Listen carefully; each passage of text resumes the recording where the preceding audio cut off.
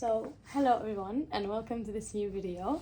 Today I'm going to talk to Lawrence Cleary, the one that I already introduced, that comes with the great expertise in the field of writing, composition and rhetoric. Rhetoric and composition studies, Yeah. So I'm going to talk to you about writing again. Okay. At university, teachers don't really talk about writing so much. So even you would find teachers who are good at writing and experts, if you will, but they have problem in communicating writing to students. Yes. Transferring that knowledge to students. Right. And I mean, through the days that I'm here, I like the way you talk about writing. Okay, So cool. yeah, I Good. want you to talk to my students and everyone simply following my page about writing the way you do, because I felt selfish keeping that knowledge to myself. You know? Right. So, Well, it's yours to share. But it's better if the source shares it.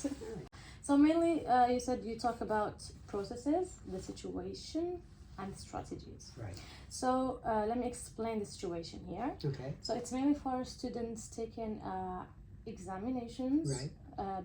Be it a PhD entrance exam or just regular university exams. I mean, they are mainly evaluated based on a written essay Right. Okay. in whatever topic or module. Okay. Okay, so the occasion is exam. The topic would be predetermined by the teachers, the examiners, and the audience would be the teachers correcting the Right. exam. Okay. Okay, and as I said, the topic is predetermined. They would give them a prompt to Respond to. take a position or stance on. Okay. Yeah. So this is mainly the situation. So let me understand this. Yeah. So these students are taking exam questions, and do they have any preparation? Yes, of course. And how do they prepare for them? So, for instance, if we talk about the PhD entrance exam, they have the whole year to prepare for it. They go through the modules that they studied throughout university. So it should be any module between like linguistics or didactics or literature. So they should go through all the lectures they had, the program, the whole program, and prepare for it. Like read articles. And then how much time do they have to do it? So it's only like 2 hours. 2 hours. Examination. And do they have a word count? And sometimes that they're 1 hour aiming and a at, half. or Huh? they just write for 2 hours, or do they have a word count that they're aiming for? Some give you a word count. Yeah. Some don't. Many don't. So Okay. the majority don't give you a Right. word number. They just give you the questions. So ideally, I mean, they've had all this years, or a couple years anyway, of schooling. And so this question or this prompt could be in relation to who knows what, about something that they read or something they studied during the years when they've been in school. And they are generally like very general.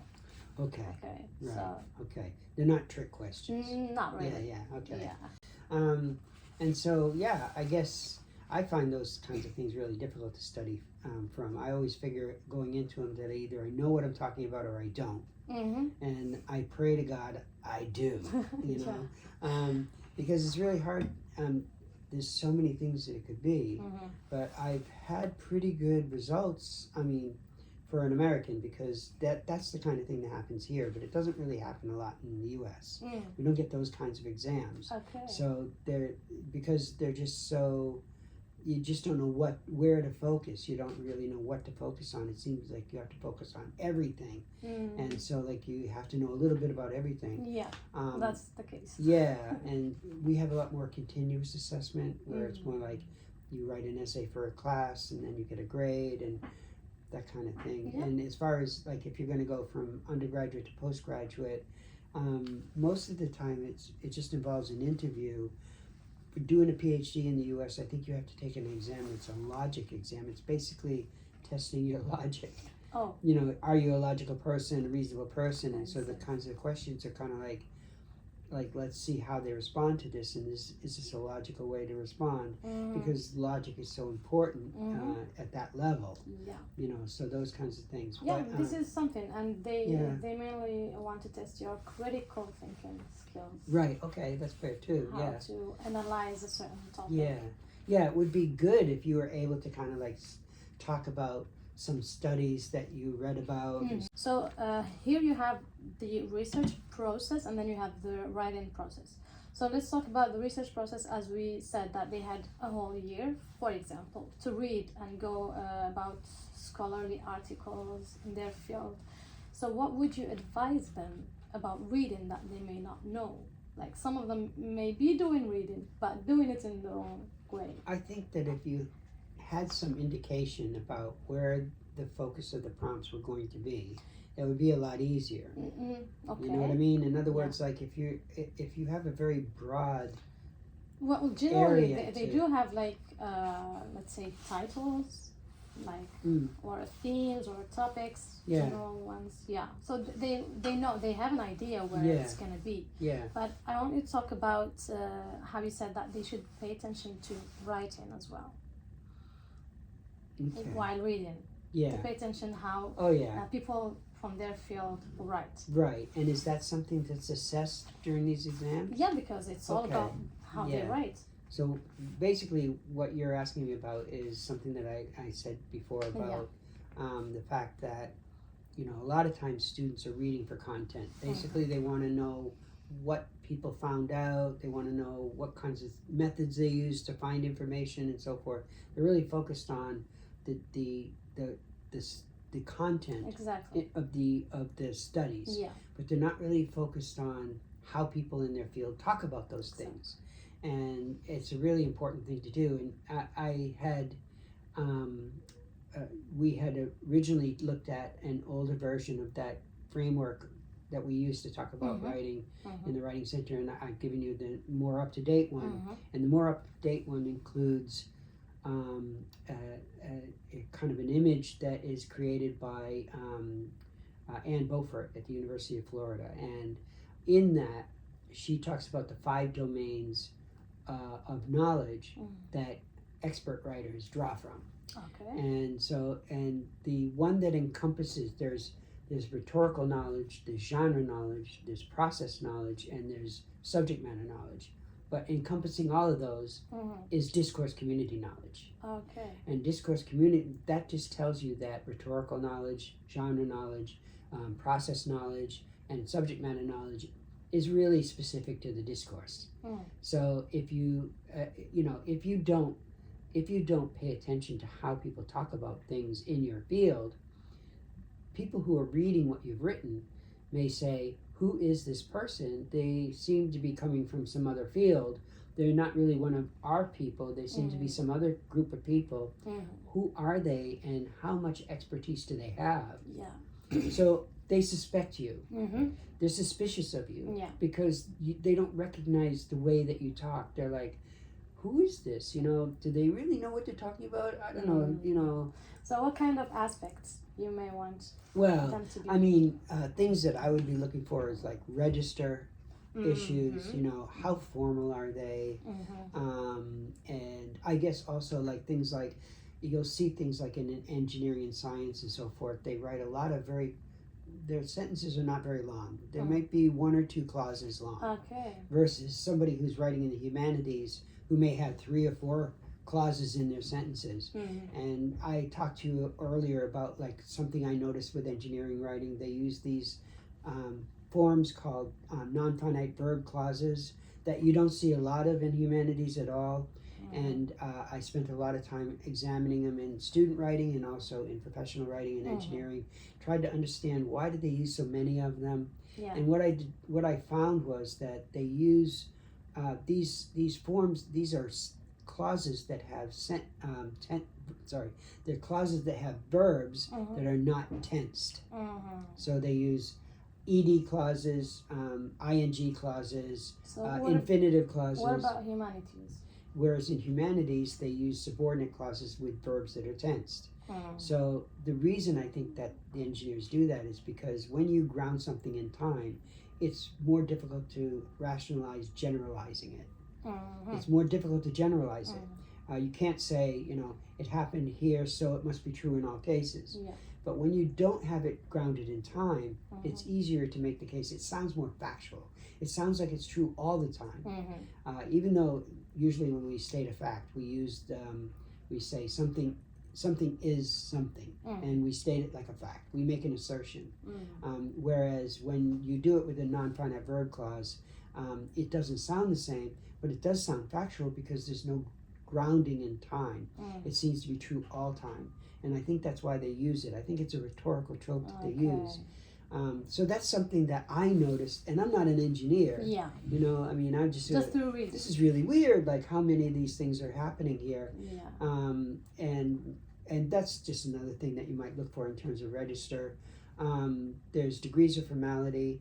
How do people express, well, here's another one that's really interesting. Like in sciences, a lot of times you don't see introductions to sources that validate an assertion that you make in a sentence, right? Like you don't say, according to Smith, 2007, X is true. In engineering, all you see is X is true. Oh. And then you might see a parenthetical citation at the end of the sentence, or maybe a little number that points to a reference at the end of the paper. They have numerical referencing, things like that. So less interruption. Whereas in humanities texts as rule, you'll have, according to Smith, or Smith asserts that something is so, that kind of thing. Yeah. And the reason that's important too is because those verbs that we use in those phrases that introduce the reported information are also positioning us in relation to the claim that's being made. So if you say X is true, if you say according to Smith, or let's say Smith believes that X is true, and when you say believes that X is true, then what you're basically saying is, I don't really agree with Smith, but Smith says this. Okay. But if you say Smith reports that X is true, then it's based on some information that Smith has, and it sounds more credible, and I might be more inclined to align myself with Smith. I mean, that sounds okay, So, I'm more believing it, right? So we have these verbs that position us in relation to the things. Can you give me other verbs? Yeah, they're reporting verbs, they're called. Like other examples? X claims that Smith claims that something is true. Yeah, so how do you know if you are with or just saying I think that if you have English as a first language, it's kind of intuitive. But if you go to there's websites like at Purdue and they will tell you. The University of Hertfordshire has the Using English for Academic Purposes, and there's a list of reporting verbs that show that you agree with the author, and there's lists of verbs that show that you disagree with the author, and then there's a bunch of verbs that are kind of like not really one way or the other. In between. And so maybe you're just trying to communicate that I'm not really judging yet. I don't have enough information. So I'm kind of like, I'm holding my cards to my chest. I don't want you to know what I got. I might have a flush. I might have a pair, two pairs, that kind of thing. Yeah. All right. Yeah. So this is about the research process and how they go about reading, I guess. Yeah. Okay. Reading is, I think that teaching people to read is teaching them to write. Yeah. If they could see the things that I see, they would write differently, because they would recognize that the way they're writing is not really the way that people in the field write. And I, as a rhetorician, recognize that it kind of degrades my credibility in the eyes of the reader. The reader doesn't recognize my voice. It doesn't sound like somebody in my field, so they don't trust me. I want them to trust me. I want them to relax. I want them to listen to what I'm saying, not to how I'm saying it. Once they spend all of their time going, why did they say it like that? Why did they say it like this? Why did they say it like that? They're not listening to what I'm saying. They're only listening to how I'm saying things. And that's not what I want. I want them to listen to what I'm saying. Yeah, I got you. Yeah. And that's why some teachers would advise us to go and read articles written by a certain teacher. if that teacher is the examiner, Yeah. so that you know how to write the way he does. Yeah. You know? Yeah, I mean, all those things that I talked about Ann Beaufort highlighting, like genre knowledge. I mean, if the more you read in your field, the more you can see the kinds of papers they write. Yeah. Right? And so suddenly you have a model. Like people come to us all the time. How do I structure my paper? Well, I don't know. How do they structure papers in your field? Let's go look. And let's go look at some of the articles that you're reading to do your research. And take a look at them.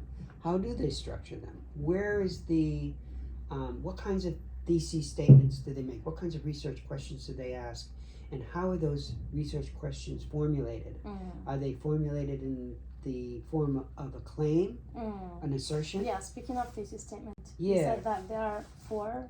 Well, I see 4 different kinds of research questions or thesis statements. Yeah, let's call it thesis statement. Yeah, a thesis statement should be the organizing principle for the entire paper. It's basically the question you're asking. It's the question that you want the paper to answer. The purpose of the paper. The paper's job is to get an A. Yeah. But the way that the paper gets an A is by doing good scholarly work. So you start with questions or problems or hypotheses, or let's say some position that you disagree with. Or you agree with. So you would make a claim against that. You would say, I think this is right and that's wrong, and then you have to defend your position. Or you could ask a question and you would try to work toward an answer. Or you would state, this is a problem, and then try to come up with some solutions. And then, or possibly you have a hypothesis that you have to test. That's it. Now, those are the 4 kinds of things that I see in papers in academic, and some of them are specific to disciplines. In my discipline, which was as an undergraduate, I studied literary criticism, and all papers start with a claim. Yeah. And I've seen that a lot of psychology papers start with questions. Papers in engineering tend to start with statements of a problem. And then they work toward solutions, or they work toward, maybe some information that would help getting closer to a solution, something like that. Or hypotheses. And you could also have hypotheses in humanities topics as well. I don't think you'll ever see a claim in the research paper from engineering. It might happen. I can't imagine it, but it's possible. So those are also discourse community specific. Yeah. You know? Yeah. This is why it's so important to read. You're reading to see, like, how do they begin these things? Exactly. And how do they unfold? Sure. You know? Yeah.